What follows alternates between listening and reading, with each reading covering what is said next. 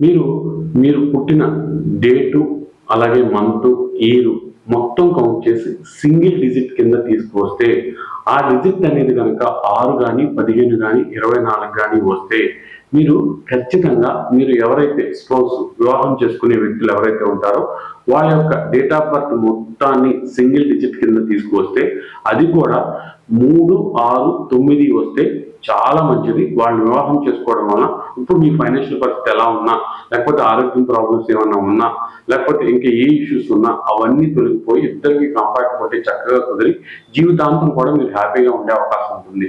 అలా కాకుండా మీ స్పౌస్ ఎవరైతే ఉంటారో వాళ్ళ యొక్క date of birth single digit అనేది 1, 2, 4, 5, 7, 8 అయితే మాత్రం అవి మీకు సెట్ అవ్వు.